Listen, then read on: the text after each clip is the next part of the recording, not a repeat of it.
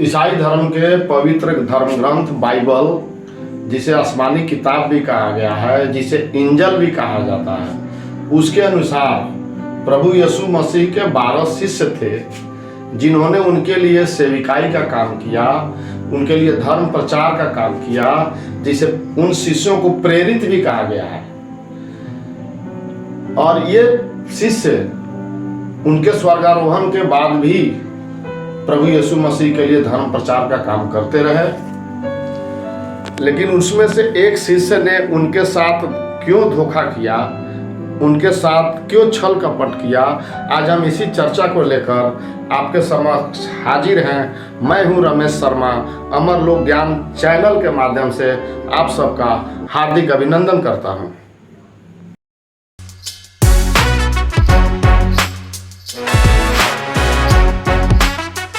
यीशु मसीह के 12 शिष्य ही थे, इस बात का सबूत पवित्र धर्म ग्रंथ बाइबल में मत्ती के अध्याय 10 के वचन 1 से 4 में बड़े ही विस्तार के साथ मिलता है। उसके बाद मार्कुस के अध्याय 13 से 19 में इस बात के सबूत मिलते हैं। और उसके बाद लुक्का की पुस्तक की अध्याय 6 के वचन 12 से 16 के अंदर इन 12 शिष्यों का वर्णन बड़े ही विस्तार के साथ मिलता है। पवित्र धर्म ग्रंथ बाइबल के अनुसार प्रभु यीशु मसीह का जो पहला शिष्य थे, जिनका नाम शिमोन था, और प्रभु यीशु ने उन शिमोन को अपने पतरस का नाम से उनका नाम पतरस रखा था।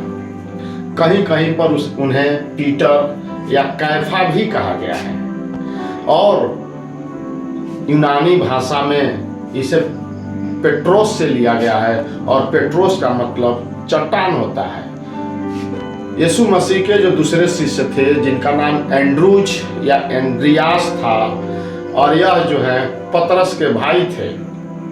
और यूनानी भाषा में एंड्रोस का मतलब होता है बहादुर दिलवाला। उन 12 शिष्यों में तीसरा शिष्य याकूब थे, जो जब्दी के पुत्र थे।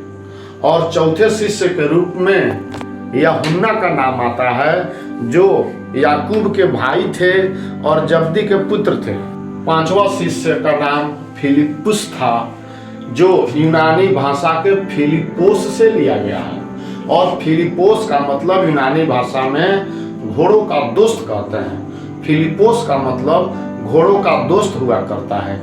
यीशु मसीह के उन 12 शिष्यों में जो छठे शिष्य थे, जिनका नाम नतनएल या बरतुल्मै भी कहा गया है। 7वां शिष्य थोमा या दिदुमुस थे, जिन्होंने यीशु मसीह के वज्रों में हाथ डाला था। और यूनानी भाषा में थोमा या दिदुमुस का मतलब जुड़वा होता है। 8वां शिष्य मत्ती थे, जिन्हें लेवी भी कहा गया। यह प्रभु यीशु मसीह के लिए चुंगी लेने का काम किया करते थे।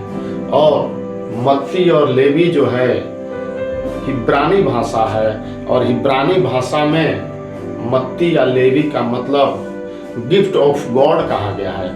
और गिफ्ट ऑफ गॉड का मतलब मत्ती या लेवी परमेश्वर का दान थे। 9वां शिष्य याकूब थे, जो हल्फई के पुत्र थे। और यूनानी भाषा के अनुसार याकूब का मतलब लुभाने वाला होता है, मन को मोहने वाला होता है, और पीछे पीछे अनुसरण करने वाला होता है। 10वां शिष्य तद्दै, जिसे कहीं कहीं यहोवा भी कहा गया।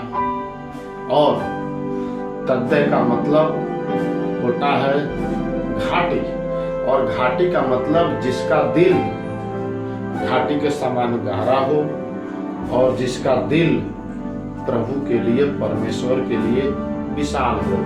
ऐसे ही चीजों को यूनानी और इब्रानी भाषा में तद्दै कहा गया है। प्रभु यीशु मसीह का 11वां शिष्य शिमोन कनानी थे, जिन्हें लूका की पुस्तक में शिमोन जेलोटस भी कहा गया है। और इब्रानी और यूनानी भाषा में जेलोटस का मतलब होता है बड़ा ही दिल वाला और जो सुना है। और इन 12 शिष्यों में जो अंतिम शिष्य थे, जो 12वां शिष्य जो था, वह जो है यहूदा इस्करियोती जो 12वां शिष्य था। और इसी शिष्य ने प्रभु यीशु मसीह के साथ धोखा किया था, छल किया था और उनको दुश्मनों के साथ पकड़वाने में मदद किया था, जिसका नाम था यहूदा इस्करियोती। इस तरह इन 12 शिष्यों ने प्रभु यीशु के लिए प्रेरित का काम किया था।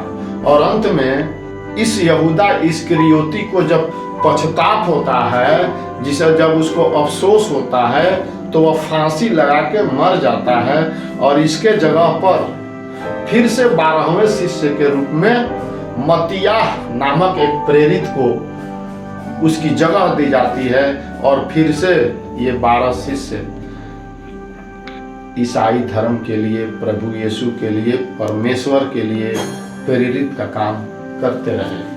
इन्हीं शब्दों के साथ मैं रमेश शर्मा आप सबसे विदा चाहता हूँ। कृपया इसे लाइक और सब्सक्राइब जरूर करें, दूसरे तक पहुँचाएं। धन्यवाद।